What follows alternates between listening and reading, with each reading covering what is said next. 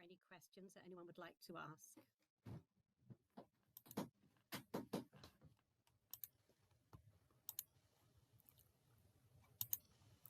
During the week, we're hoping to raise some money for a charity called Testimony Tailors, and these slides tell you a little bit about the charity.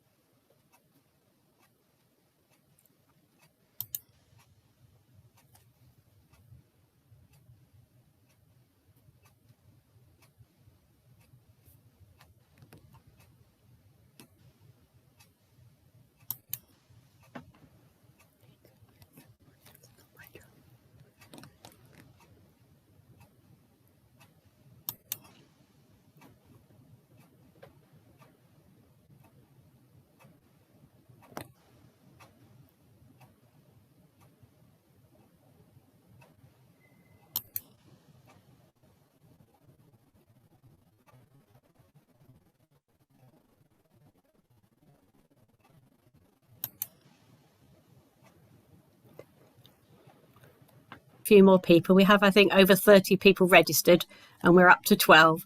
So for a few more minutes, I'll just scroll around the slides that we prepared for the beginning of each evening. And there's a few Zoom tips for anyone who's not very familiar with Zoom at the moment.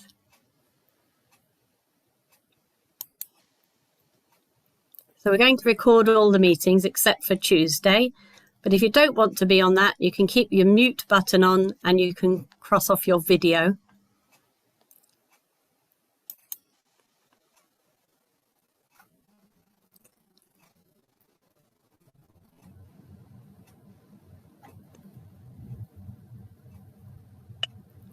Whenever one of our own speakers is talking, I will spotlight them so that you'll be able to see them. And we have got the chat option, and we'll mainly use that for questions for any of the evenings during the week. So as people join, I'm just saying I'm scrolling around some slides for the beginning that we prepared for every evening. And these are just a few Zoom tips.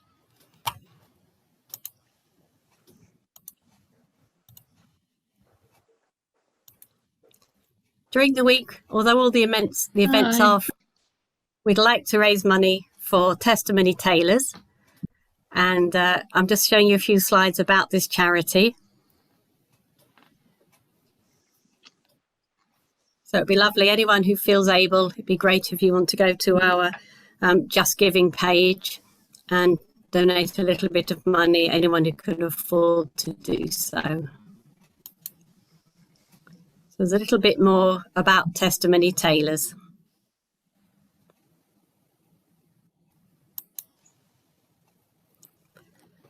So it's a shop with a difference. So instead of buying a dress for yourself, you buy a dress, but it's given to a Rohingya refugee, and the dresses themselves are made by Rohingya refugees.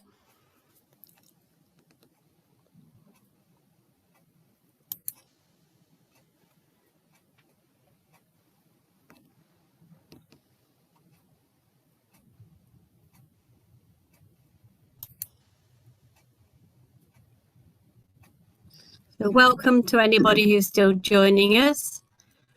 I'm just scrolling through some slides we've prepared for the beginning of each of our evenings. And this is about the Testimony Tailors charity that we're watching at the moment.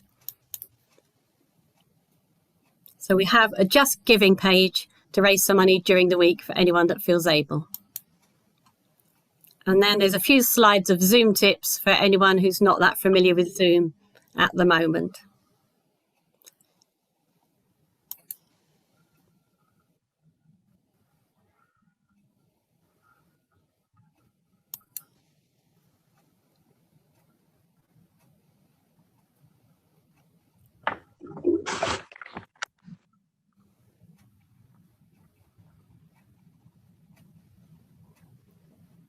That's lovely to see so many people arriving.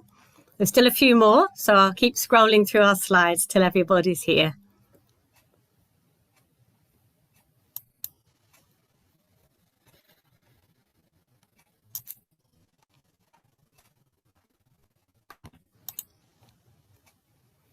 So it's very exciting to have the first event of New Mills Fashion Week tonight. I think we've probably got still about half a dozen people to arrive, so welcome to everybody here so far. And I'll just carry on showing our slides until everybody's here. During the week, we're going to try to raise some money for Testimony Tailors, and here's a few slides that explain a little bit about this charity.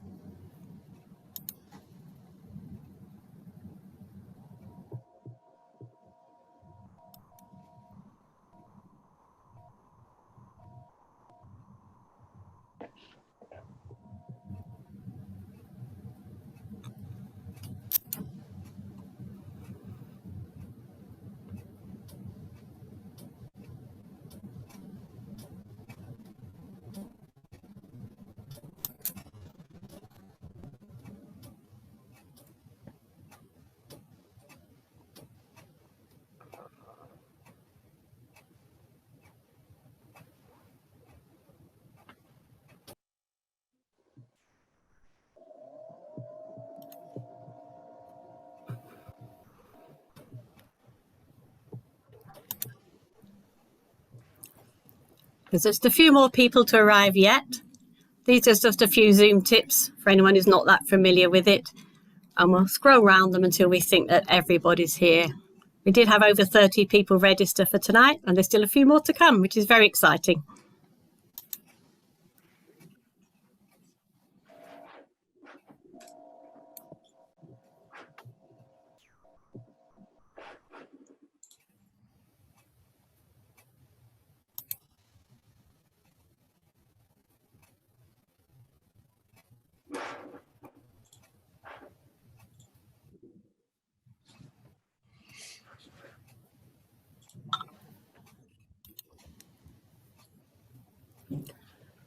Okay, so that's the end of our slideshow. If we think that nearly everybody's here, I will stop sharing and we can show some of those things at the end of the meeting as well.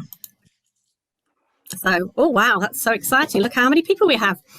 Well, welcome everybody to the first evening of New Mills Fashion Week, of the first ever New Mills Fashion Week, but who knows, we might have many more to come. So tonight, our evening is called 100 Years of Buying Clothes.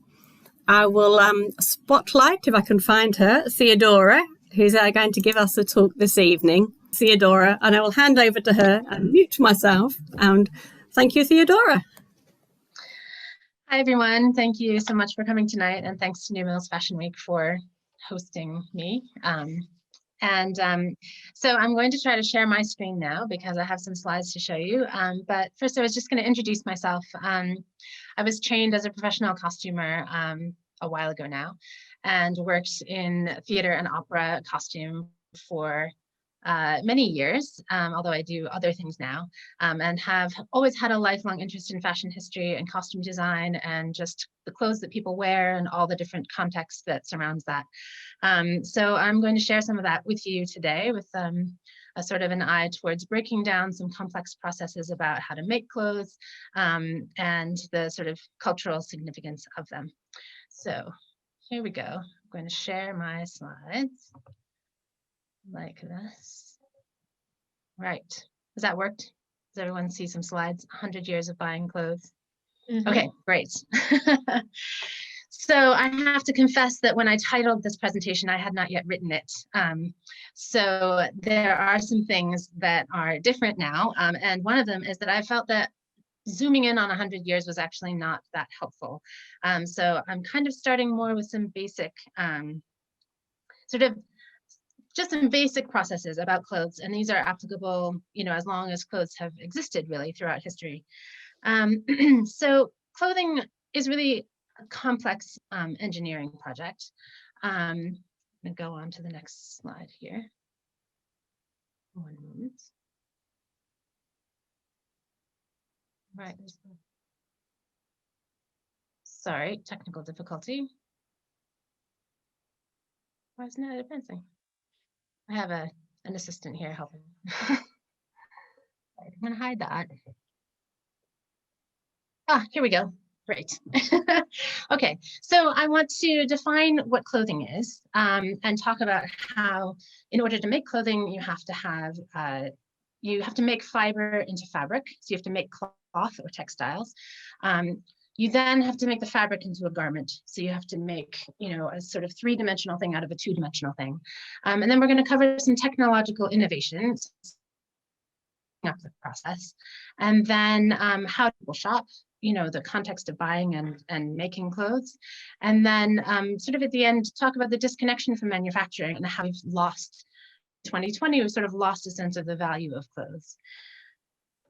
So clothing is made from many different materials: plastic, natural fibers such as hemp, linen, cotton, animal fibers such as wool and silk, and even animal skins such as leather. Designs can be as simple as a large rectangle of fabric to something with hundreds of pieces of fabric fastened together. So it's a really big, complicated category. Really, anything that is worn on the body can be defined as clothing. People wear clothing for many different reasons: to keep warm, to protect the body from harm, to signal status or belonging to a group, to express individuality and identity, such as politics, gender, sexuality, to signal occupation. A really good example is barristers wearing wigs, but you could also think of the Queen wearing a crown. That very much signals what they do for work, which is complicated for the Queen. And then often to protect other clothing, so workwear, smocks, like agricultural smocks for farmers, boiler suits for engineers. But also clothing can just be worn to have fun. How many of us have decided to, dress up just for fun someday and wear our favorite outfit? So clothing can be broken down into smaller categories, such as footwear and accessories, but it's all kind of one big umbrella term. And it's very important to us. Throughout history, we have spent a lot of time and energy making, wearing, and obtaining clothes.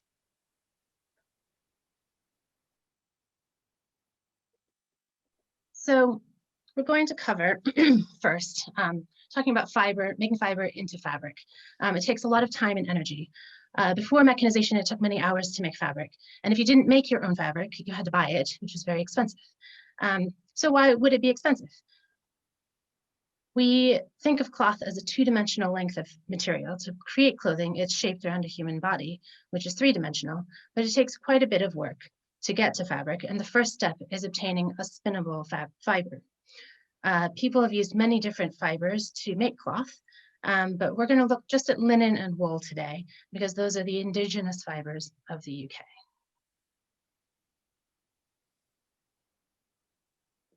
So the first category of fiber that we're going to look at is linen. Linen is made from the flax plant, which you can see on the upper left of the slide. And it doesn't look like fabric at all, does it? It just looks like, a plant with flowers. UK from the middle century, linen was used for clothing, sails, airplane wing coverings, and all sorts of other applications. Flax plants also produce seeds, which are edible, sometimes used for cattle feed, and also to produce linseed oil, which is used in furniture polish and also oil painting. It's a truly useful plant, which grows well here, but it's been completely eclipsed these days by cotton. Over the past 200 years, cotton has taken over from linen as a much more sort of prevalent fiber that's used. So flax fiber is processed by soaking it in water, which dissolves the pith, and then it is made into, then the fibers are separated by beating, which you can see on the bottom of the screen. And then once the fiber is completely processed, you get a sort of a lovely smooth hank of fiber, which you can then spin into thread. Flax is a very sustainable fiber. It takes much less water and fewer pesticides to grow than cotton, which means that it's sort of unfortunate that it has been eclipsed by cotton over the years. We're now going to look at making wool. The UK has always had a thriving wool industry, all the way back to the Romans. And the UK produces excellent wool and used to export it in large quantities. Unlike linen, there is still a heritage woolen production happening in Yorkshire and Scotland. In fact, I'm currently making trousers for a client right now that uses woolen fabric made in Huddersfield. However, the wool fabric made in the UK now is often still made from imported wool fiber. Modern taste likes merino wool, which is very smooth, especially for suiting. And the UK does not have a large merino industry. Most merino now comes from Australia. So the actual process of making wool yarn is illustrated on this slide. You have shearing on the upper left, carding on the right, and spinning on the bottom. And aside from shearing, this is a modern picture of a shearing process, which is basically just a person wrestling a sheep and taking the fleece off with some electric clippers. Aside from the fact that the electric clippers are now electric, this process has been the same for hundreds and hundreds of years. But the carding and the spinning are now mostly completely automatic and mechanized. So that's not done by hand anymore, except by hobbyists. So it would be impossible to talk about clothing in the 20th century without talking about synthetic fibers. There was a lot of innovation in the production of fibers that could replace the natural fibers we've been talking about so far. Natural fibers are very labor intensive, as we've just talked about, and have to be sourced through the natural environment. They depend on the weather, on humans tending crops, on the health and well-being of animals. These are not as reliable and predictable as they could be. Synthetic fibers are often made from the byproducts of the oil and gas industry, which to the 20th century person looked inexhaustible and easy to access. They also didn't necessarily see the environmental impact of extracting these materials or disposing of them afterwards. So these images show the manufacturing process of polyester. Polyester is one of the most widely used synthetic fabrics. I would guess that each one of you is wearing a garment that has some polyester in it right now. And if you aren't, you have many garments made with it in your wardrobe. Polyester is essentially a plastic. Any large textile processing plant looks industrial like this, whether it is for a natural fiber or not, but there's no cottage or hand industry for these fibers. They're made in labs through chemical processes. Polyester and other synthetic fibers are very strong, and blending them with natural fibers can help make garments more long-wearing. But they are plastic at the end of the day, and as such will persist in the environment for thousands of years without breaking down. I won't get too much into this, but if you're interested in the environmental effects of the fashion industry, definitely attend the New Mills Fashion Week event on Thursday. So now let's make some fabric. We've spun our threads and we've processed all of our fibers, and we've put so much work into it. Now we have to have a loom that will create our cloth for us. This is another very labor-intensive process. This illustration shows a vertical loom, which shows the tension on the warp threads being made by weights at the bottom of the screen. So this is what people sometimes call a primitive loom, which means it's very ancient technology and was used in ancient Greece.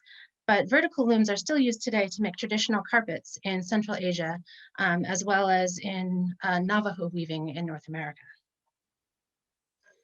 Another traditional loom, this one has a more horizontal weaving surface, but looms like this are found all over the world in all different cultures. Weaving technology is one that arose in many different places. And if you are making a garment by hand, by the time you've finished weaving the cloth, you've already put many hours and a lot of technology into the project. But you might not be quite finished, because as you could see on the previous loom, there were colored threads.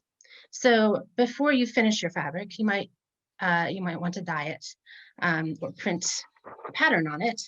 Let me just find my notes here. Because most people like to look smart and festive, and dyeing and printing fabric is a way of increasing the variety of what you wear, particularly if you're wearing very simple garments. Dyeing and finishing fabric can be a very polluting industry, however. Many accounts of 19th and early 20th century dyeing operations recount rivers running red or blue, depending on the dye lot that day. Dyes can also be very toxic, and Victorian dyes in particular were sometimes poisonous. A certain green color was made with arsenic, which could rub off on a wearer's skin and make them ill. The same green dye was often used in wallpaper, which would sort of produce a poisonous atmosphere in a room.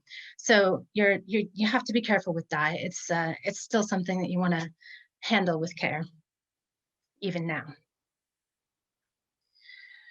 So now we have our fabric, and I'm sure you can agree that we've all put a lot of work into this now. We've grown flax plants, or we've raised sheep, and we've sheared them, and we've processed all of our fibers. And we're still only at the stage when we have a length of fabric, and we're not even dressed yet. So it's time to move on to actually making the clothing. Yeah, let's see. So garment patterns can be really simple.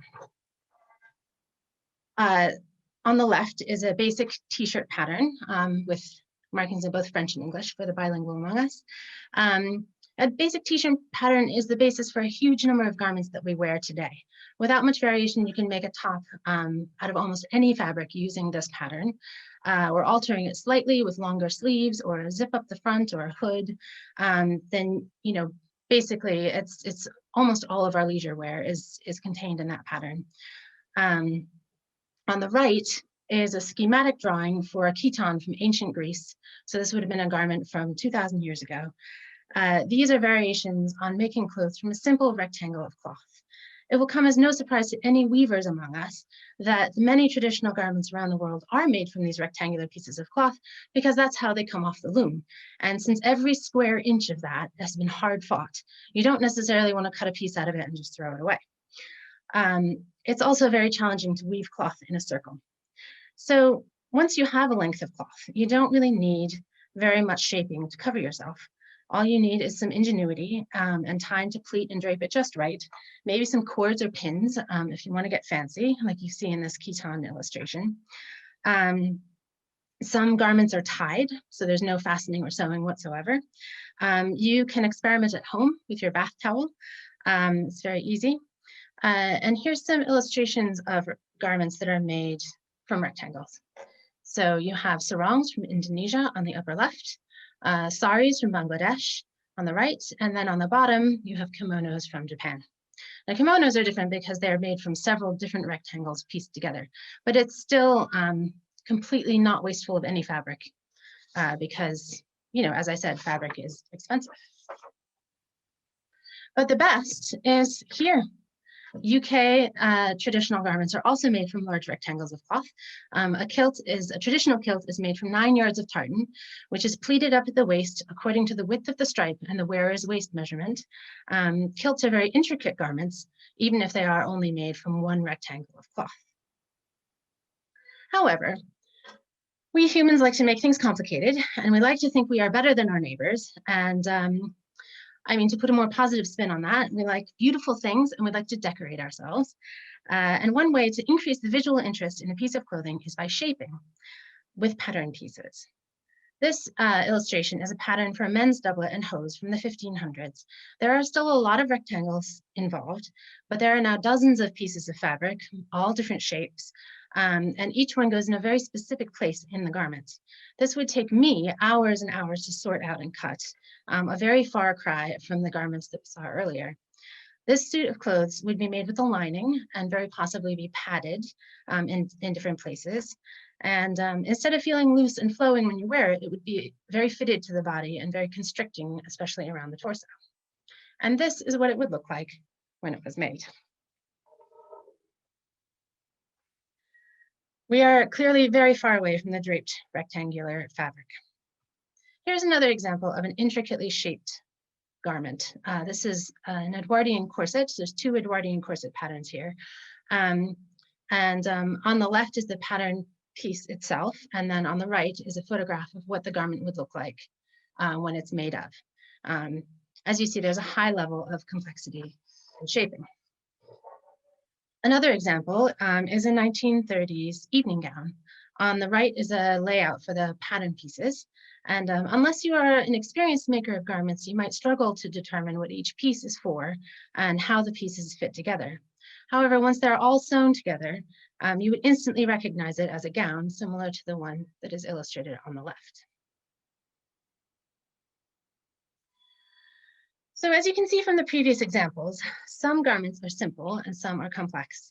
If you are making a garment by hand, the complex ones are going to take much, much longer. All of the processes we've discussed so far take a tremendous amount of time to complete. Time and labor-saving techniques are worth a lot of money to garment manufacturers, so there is a lot of innovation. Commonly speaking, the Industrial Revolution began with textiles as inventors tried different methods to mechanize the processes of textile production. So we're moving on to the fact that, you know, you can still make garments by hand. You can do all of that work, the fiber preparation and the spinning and the carding and the weaving and the dyeing and the cutting and the sewing.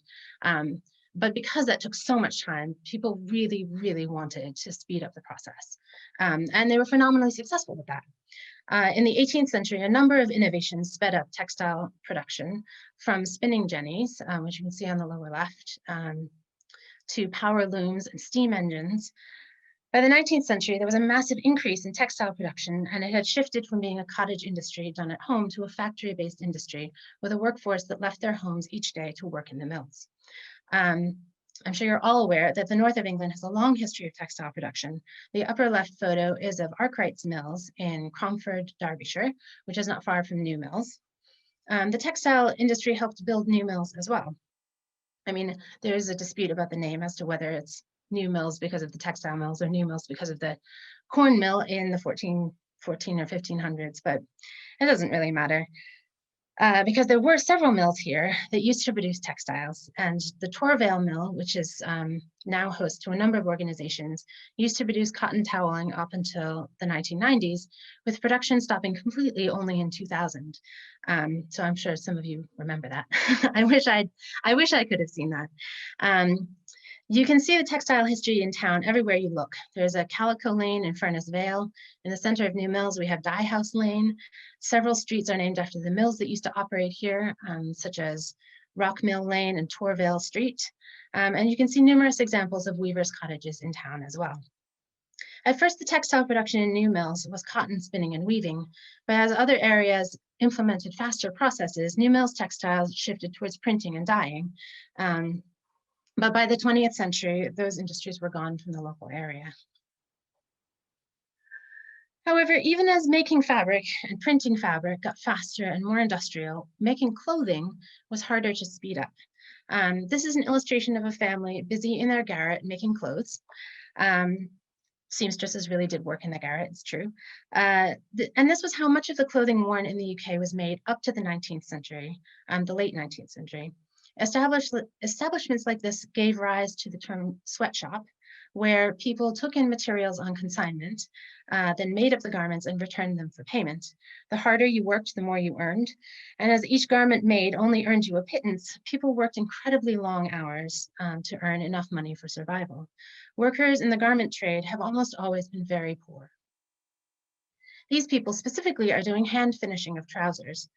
By this time, there were sewing machines and factories making clothes, but often garments would be made in stages, with factories producing simple garment shells, and then hand finishers were putting the details and the finishing touches like buttonholes and hems. However, inventors were hard at work trying to speed up clothing production as well. The sewing machine was invented in the early to mid 19th century, but by the late 19th century, Singer sewing machines were being made in a huge factory in Clydeside near Glasgow. Many people were still sewing at home, but starting in the late 19th century, clothing was increasingly being made in factories, and sewing machines were very expensive. For a household earning £100 a year, a sewing machine cost a month's income. However expensive they were, Singer marketed machines to ordinary families, and a large number of people bought them, realizing that the investment would eventually pay off. In 1920 alone, over 180,000 machines were sold in Great Britain, and that's just Singer machines. There were competitors. Many machines were purchased for home use and were bought on installment plans. There are stories of people taking 15 years to pay off a machine, so that's even longer than you would take to pay off a car now. It is worth noting that ready-made garments were already being sold before the widespread use of sewing machines.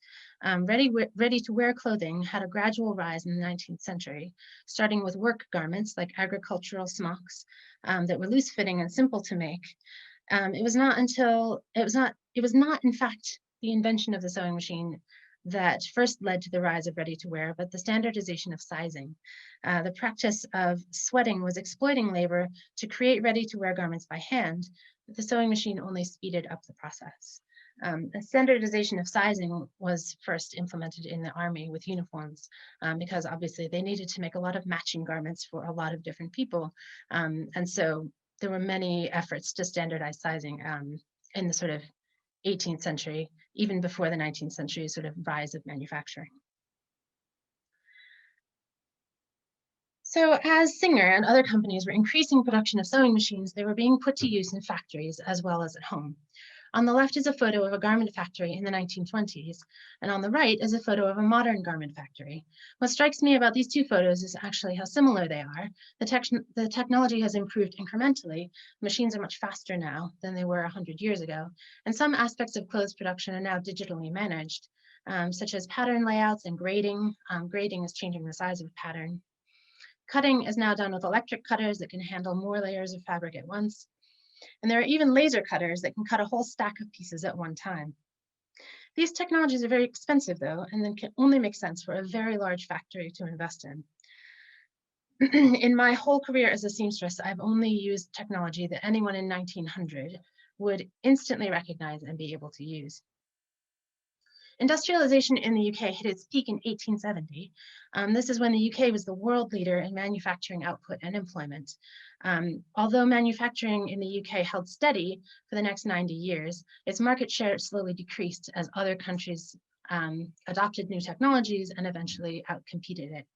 In the early 20th century, there was increased competition from the USA, Germany, and France. And then after World War II, there was increased competition from Asian countries that rapidly industrialized after the war. Over the 50s and 60s, Asian manufacturing grew tenfold, and many former industrial leaders suffered a massive decline in market share due to a combination of expensive labor costs and the lack of investment in infrastructure.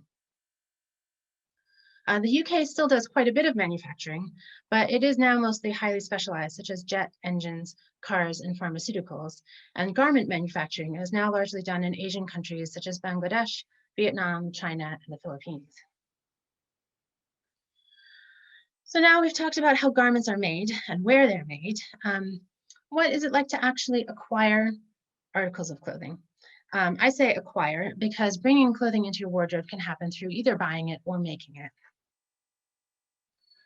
These are illustrations of secondhand markets. People have always had many different ways of acquiring clothing. Some people inherited clothes from previous generations.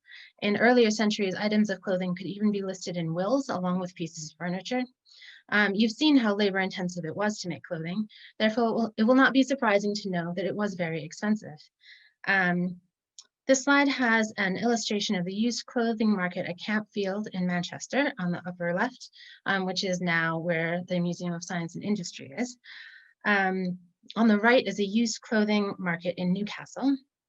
And on the left bottom, there is a modern vintage clothing stall. So we are still buying secondhand clothes, but it's now a cool thing to do rather than an embarrassing marker of your poverty. Before the Industrial Revolution, clothing was so expensive that a person might only have two outfits, one for work days and one for best, such as going to church on Sunday or holiday celebrations. Most poorer people would have worn second or even third-hand clothing, and used clothing could be sold if you needed cash. So it was valuable enough that you could actually raise an income from it. By the late 19th century, better off people were shopping in upscale department stores or hiring a dressmaker or tailor to make their clothes. But it was very common to make your own clothes. Unless you were very rich, there was no stigma to making clothes at home. The difference would just be in the quality of materials you used and whether or not you owned your own sewing machine and whether that sewing machine had an electric motor.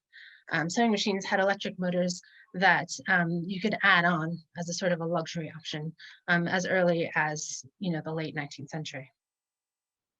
So this is a bit of a digression, but I've included this slide to show how the very poorest people looked in 1920, because I think it's just an amazing example of the differences in people's social context and income.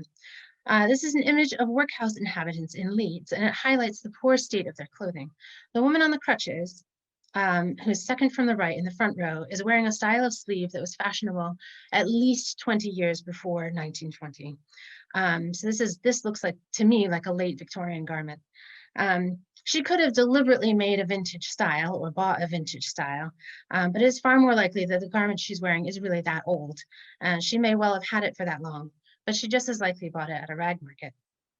You can also see that the workhouse has issued each person a standard smock that may or may not fit them particularly well. And another interesting note is that few of the women have cut their hair short, which was just coming into fashion in 1920. And it's interesting because it doesn't cost very much to have a pair of scissors sort of hack your hair off, right? So although they didn't have money for clothing, certainly not for fashionable clothing, that was one little touch that they could incorporate that was a fashionable, sort of a fashionable accessory, which is a haircut. So getting back to shopping, what was shopping like? We've talked a little bit about department stores and how you could go in and buy things. But generally speaking, shops were differently laid out than they are today. Note that the merchandise is all behind a counter, and there's a row of stools in front of the counter where the customer would come and sit down, and then they would ask the sales assistant to show them what was behind the counter. So it was much more interactive, and there was, the potential for quite a bit of gatekeeping to happen here, where, a shop assistant could sort of say, oh, well, maybe you don't want to see that, maybe you should look at this instead. And people could get sort of steered by, by a shopkeeper or a proprietor to something that person might think was more appropriate to them. So you had to be kind of brave to go into one of these shops and ask for what you wanted. This is particularly a fabric store, but stores of all types were set up like this. In fact, this is a wool shop from the 1950s. So you can see, again, the bulk of the merchandise is behind the counter, and you would have to ask to look at it. So buying materials was just much more interactive at that time. However, shopping was shifting away from the highly personal examples just shown. As mass manufacturing became more prevalent, prices for clothing fell. By 1920, there were large factories all over the UK making clothing for the mass market, which was then sold in department stores, probably the most famous example in the UK of which is Selfridges.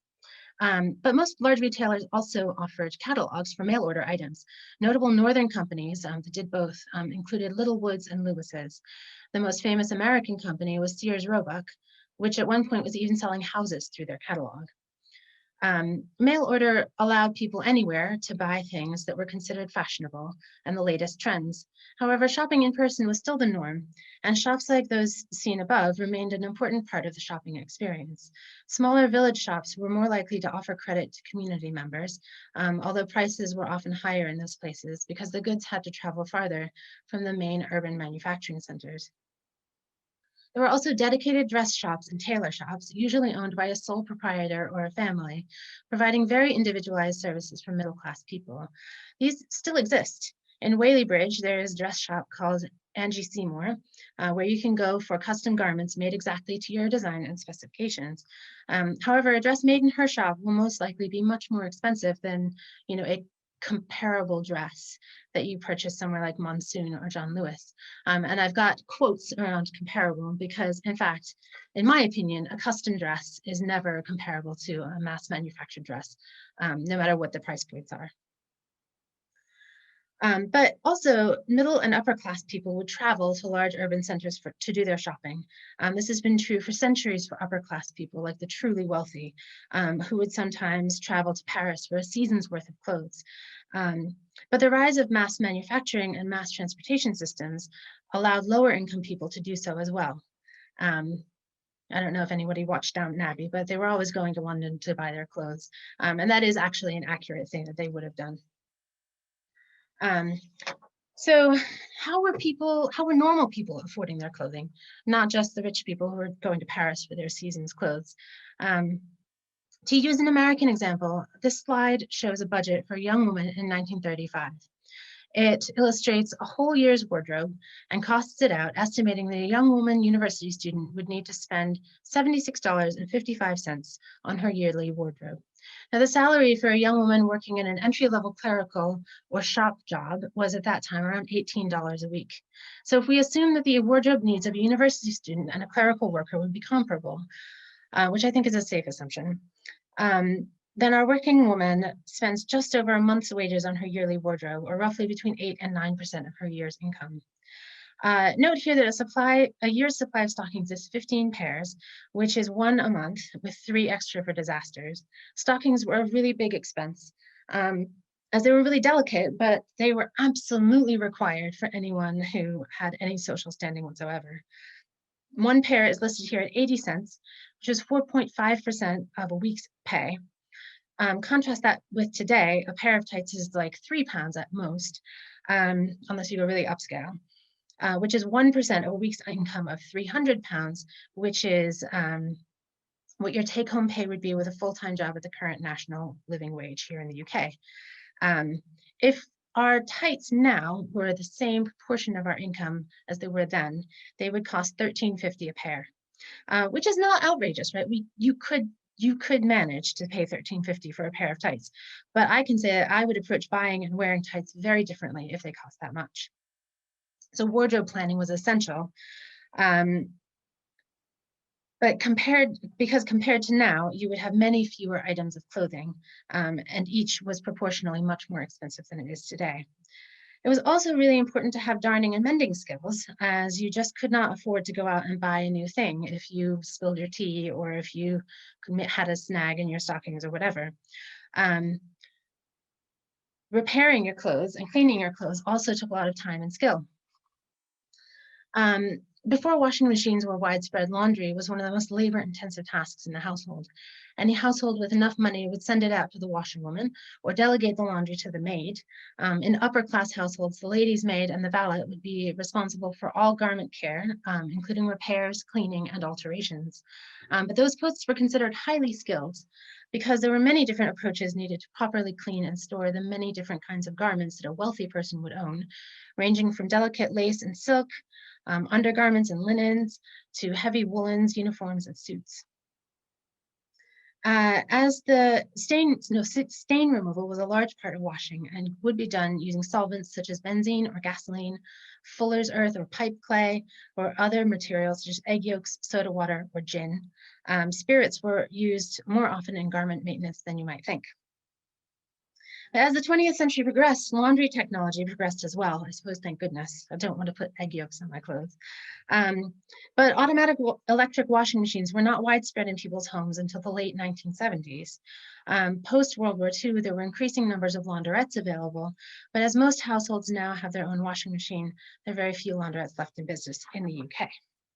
But before you had that, you had Mangles, which basically replaced the automatic spin cycle on your electric washing machine. They were used to wring the water from clothing after washing, you can imagine how messy and difficult this would have been.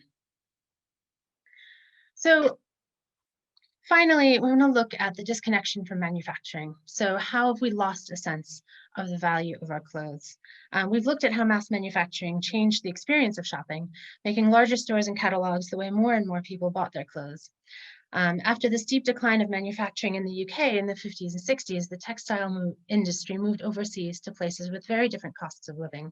The most notorious right now is Bangladesh, where the garment industry is a huge part of their economy, but garment workers are paid almost nothing and work in very crowded factories. Most of the processes I've talked about used to be well known in the general population. Making clothes was tied into buying and wearing clothes. Most people had the skills to repair and maintain their own clothes, or had someone in their immediate family who could do so. Many people in the UK in the first half of the 20th century would have either worked in a textile mill themselves, or would have known people who did, or known people who worked in the garment industry in general, particularly in the industrial North. However, currently, very few people know more than the family stories of grandparents who worked in the mills, and people no longer have the kinds of sewing and mending skills that they once did. And why would you need to? You can buy a new t-shirt at Primark for £2. Speaking of Primark, the 21st century has led to the rise of shopping on the internet. Catalogs are now rare, and most people shop via websites online.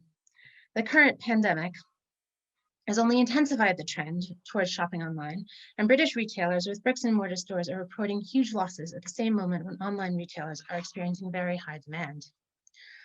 Internet shopping helps people find the lowest prices for the goods they want.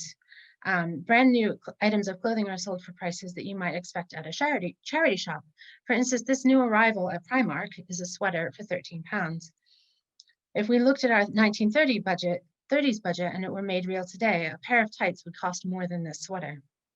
A sweater in the 30s would have been a major investment, over £100 proportional to today's income. As the price of clothing has dropped, the number of items in our wardrobe has climbed.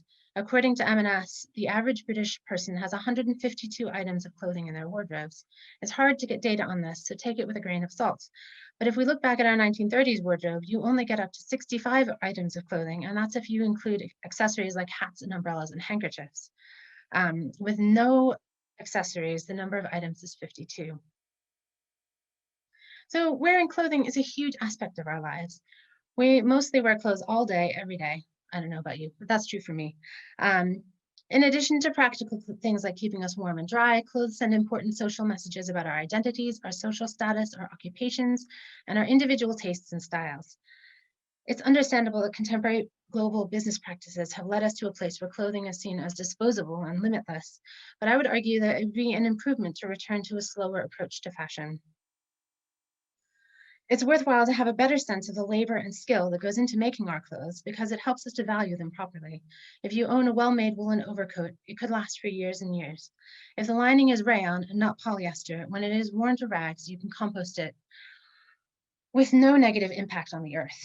Make the same overcoat from 50-50 blend of poly and wool, and the coat will persist in the environment for 1,000 years after you throw it away. I could go on about the environmental impact of so much consumption of semi-disposable fashion items, but again, that will be covered on Thursday. So I hope you can attend that. Yeah, I hope this presentation has been illuminating. This is the end. Thanks again to New Mills Fashion Week. The organizers have put a great deal of time and effort into making this amazing week of events. So the other event I wanted to mention is on Wednesday, where there'll be a bit of a sewing workshop on how to repair and restyle your clothes. So now I think we can open it to questions or comments. You know, would you be happy with fewer items of clothing in your wardrobe? Would you pay more for items of clothing? Do you notice if they're well made? I hope that you will have opinions. Thank you very much, Theodora. That's wonderful. Can you stop sharing? Yes, that's it. Great. Thank you. Should we cancel the spotlight or so we can see everybody, or should we keep the spotlight? Cancel it for a minute. Let's see. Does that work? No, I don't know. Yeah. Gallery view. Okay.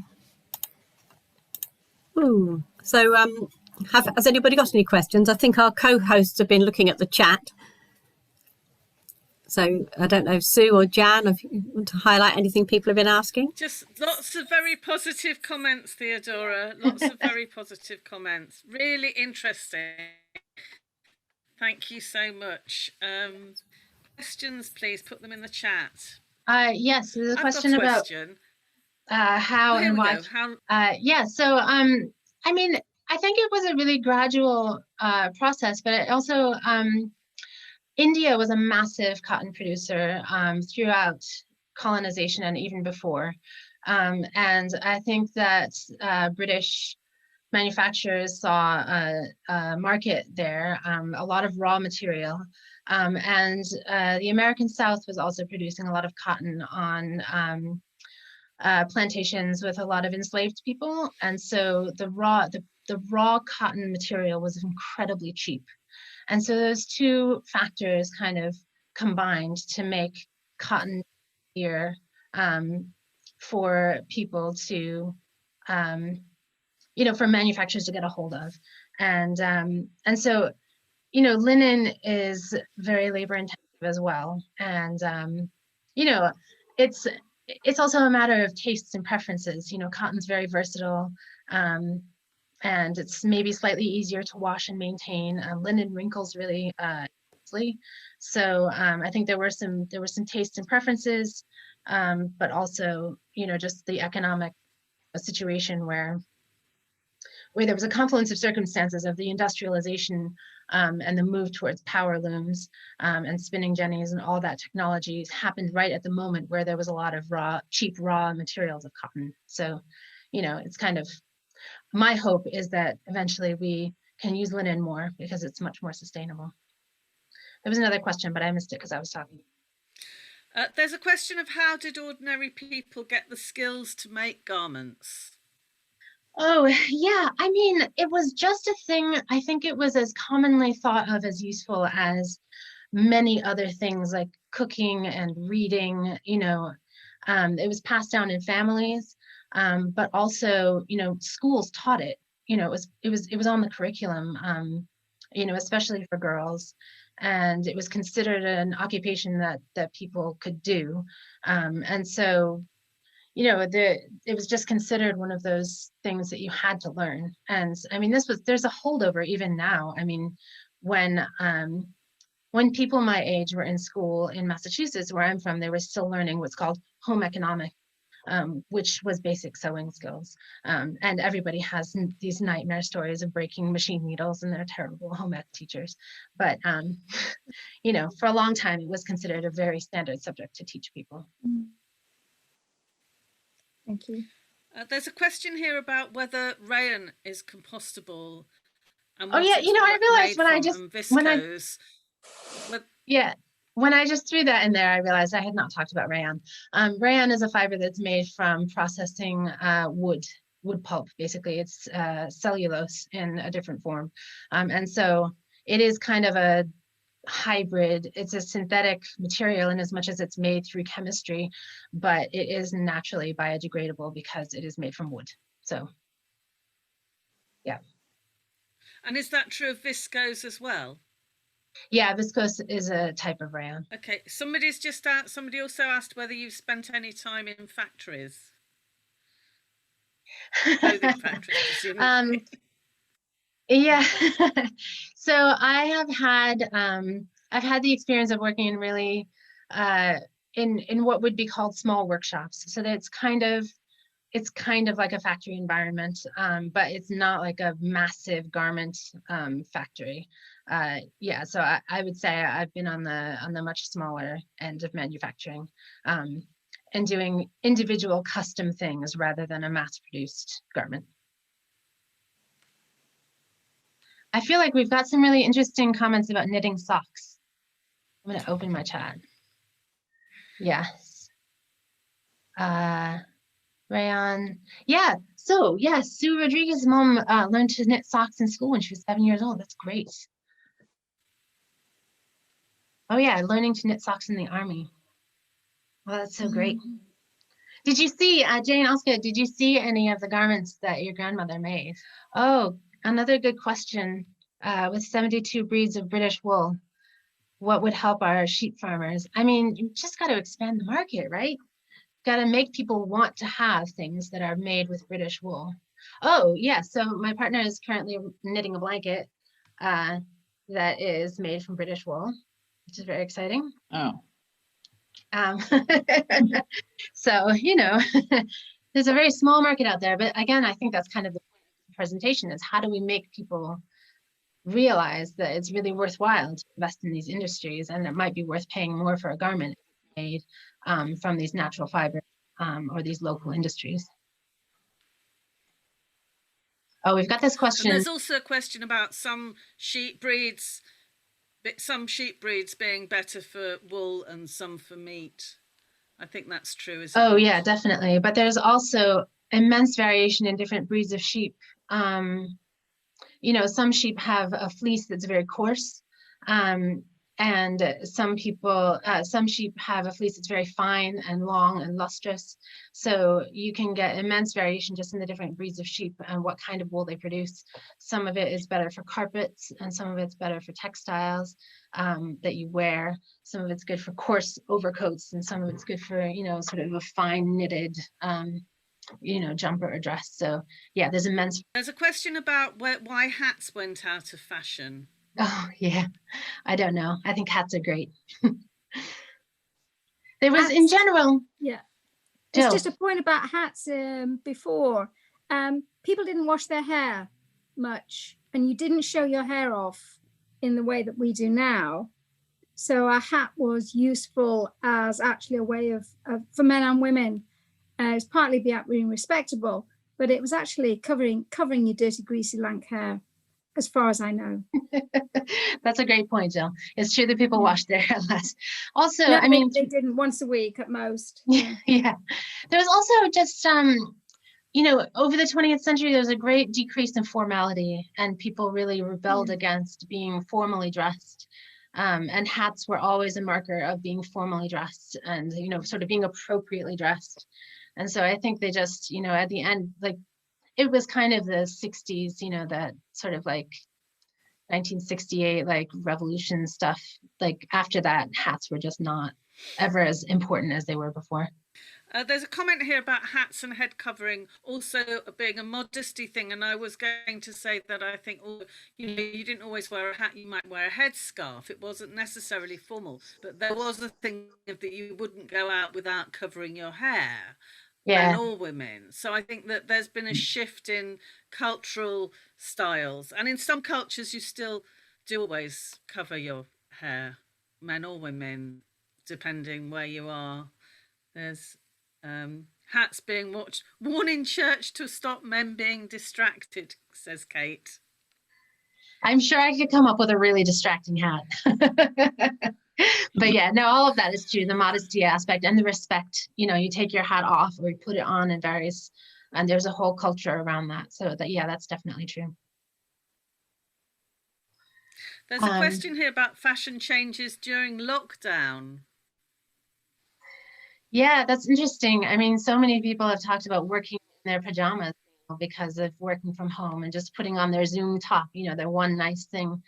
I think that in terms of the value that we put on the garments, I think it's still probably seen as disposable, just in terms of the cost of it. You know, like, you know, you can go online today and buy that sweater from Primark for £13.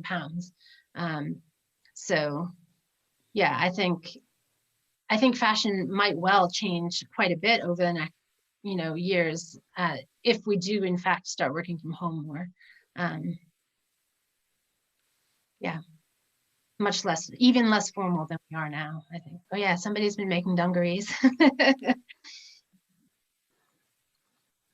Yeah, wearing something for fun. Yeah, I mean, you know, sometimes I think we wear things for our moods, or we decide that we're going to, you know, just I know, just break out a little bit, or maybe you put on a really bright scarf because you're like, oh, like I think I'd like to look festive today or something. Oh yeah, someone's got a wardrobe of clothes that have stayed there since March. I know, I feel like I can wear like the same 5 things over and over now. Yeah, Helen said the same thing. Emily's suggesting a dress-up evening where we get changed every 10 minutes. That would be fun. I'd be interested in a challenge to actually count how many things I do have in my wardrobe, because I have absolutely no idea. But I don't know how, and compare it to other people. I just think that would be really an interesting sort of challenge. Sue, we should do that for next year, New Mouse Fashion Week 2021. Next time. Okay. Jill, you're saying homemaking means it has to last, but you change shape every year. Well, the thing to do is to create a garment that doesn't matter if you change shape. Well, I can refer back to the beginning of the presentation when we talked about large rectangles of fabric draped on us. Like, we could really innovate this by going back to our roots, which is just covering, and then it doesn't matter what size you are or what shape you are, and you don't have to do any cutting or sewing. I mean, this could be the way of the future.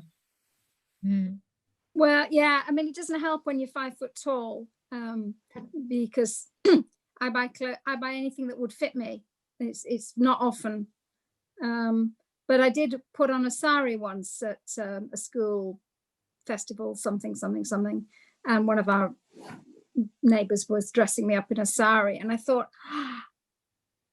something I was made for, a sari. Yeah. It always fit. Yeah, it's true. It's true. Yeah, we have a comment about how many things that you have in your wardrobe that you never wear. That's really true. I mean, I've been cutting down my wardrobe for years now, but I have a number of things that I've sort of held on to for sentimental reasons or whatever, but I don't wear them, and I don't know what they're doing in my wardrobe really. Yeah. Oh, and somebody's got hundreds of things all homemade or secondhand, decades old. Yeah, absolutely. I mean, if something lasts, like, keep it. You don't need to replace it. Before lockdown, one of our ideas for this New Mills Fashion Week was to have a clothes swap. Yeah. Well, How about a distanced clothes swap? How do we do that then? Well, a bit like the plant swap. oh, Sophia, my sister is on the call all the way from Washington, D.C. So hello to my international fans. Has asked the question of, do I have a favorite thing I've made for myself? I feel like my favorite things that I've made for myself, like just, it's usually whatever I made most recently. Because it's like I had the idea and then I'm like, oh, I made it. And then, you know, it's sort of like the new thing that I made, and all the other things are kind of like, oh, okay, you know, that's my old thing that I made.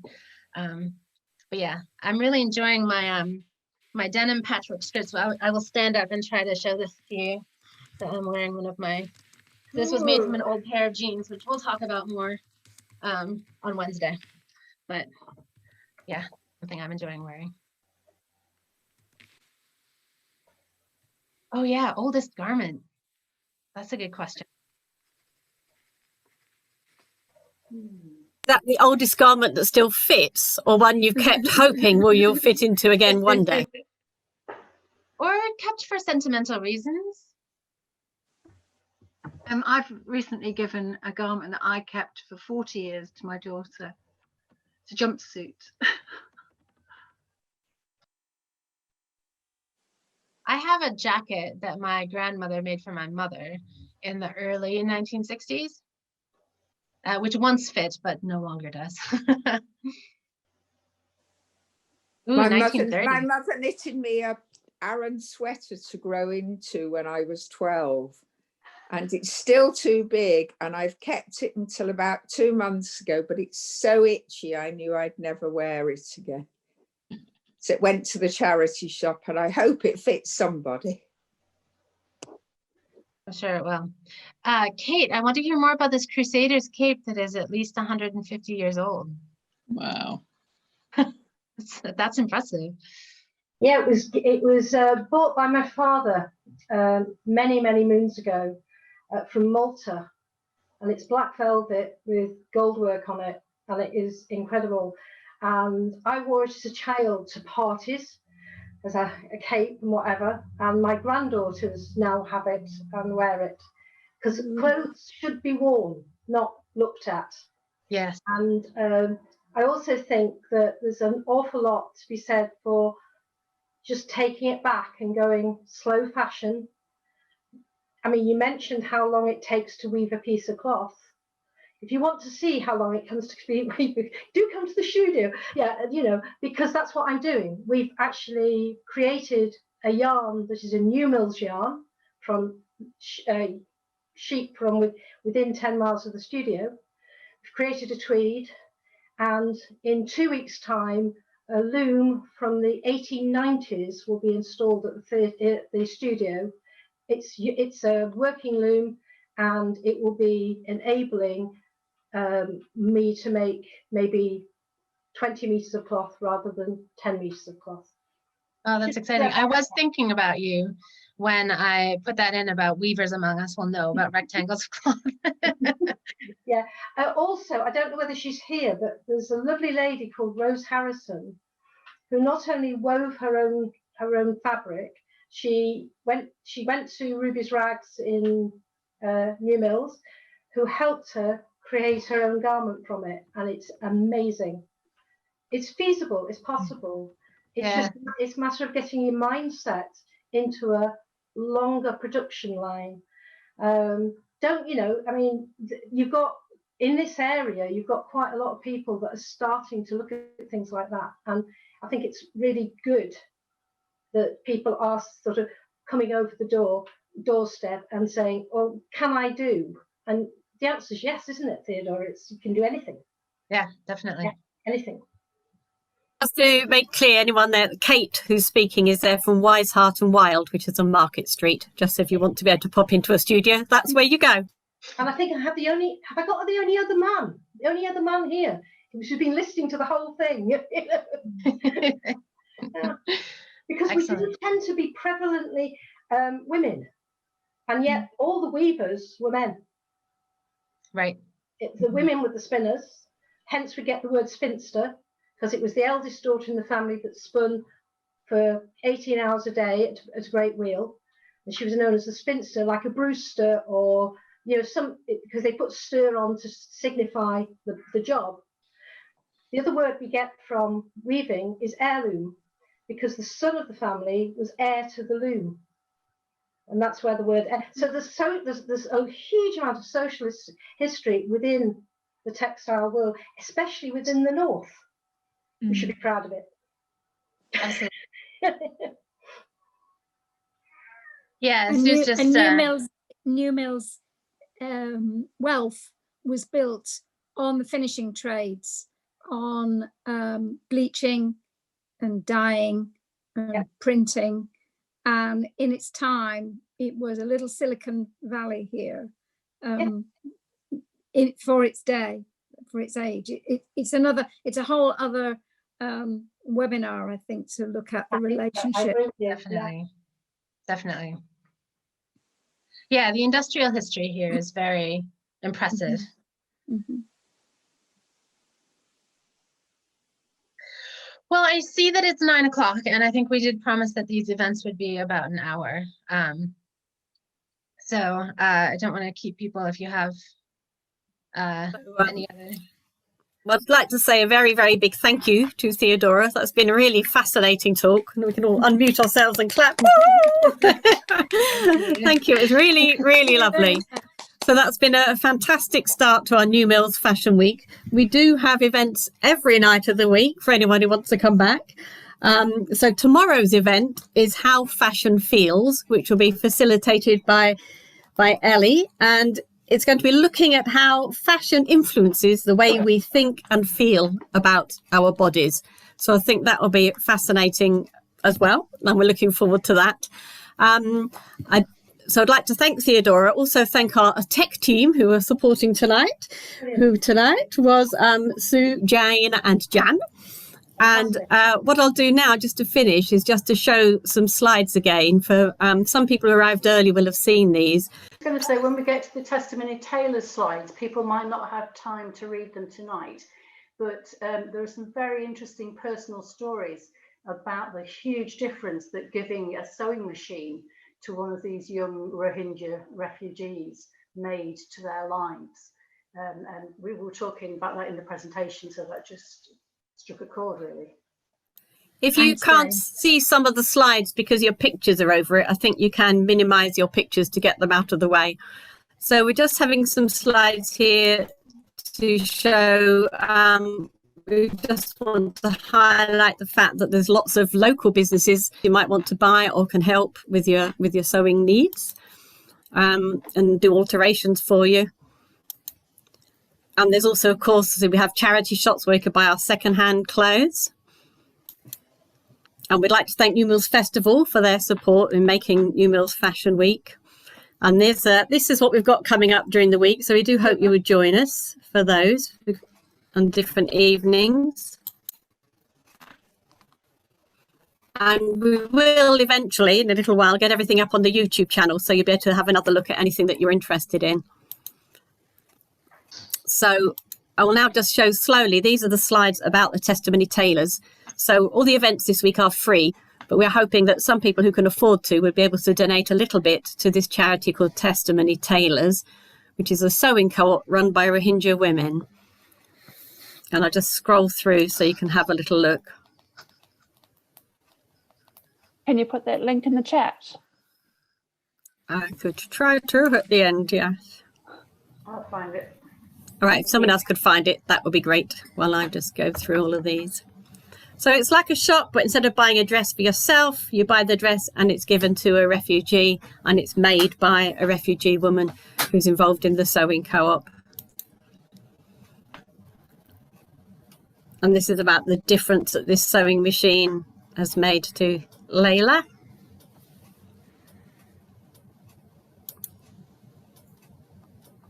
Oh, sorry. Oh, I mean, Jane, I mean the link for the donation, the Just Giving. Oh, sorry. That's on our page somewhere. So it's there. I'll leave it there for a little while so anyone... Oh, I don't type things. Goodness. I'll leave it there. But if you just go on to Just Giving and, you know, put into it New Mills Fashion Week or Testimony Tailors, it should come up. And we're hoping to raise a little bit towards that during the evening. So I think that's all for this evening. Thank you very much for attending. It's lovely to see so many people, and huge thanks to Theodora. And we hope we see some of you tomorrow night for our How Fashion Feels. Okay, so cheerio for now. Thank you. Bye. Bye.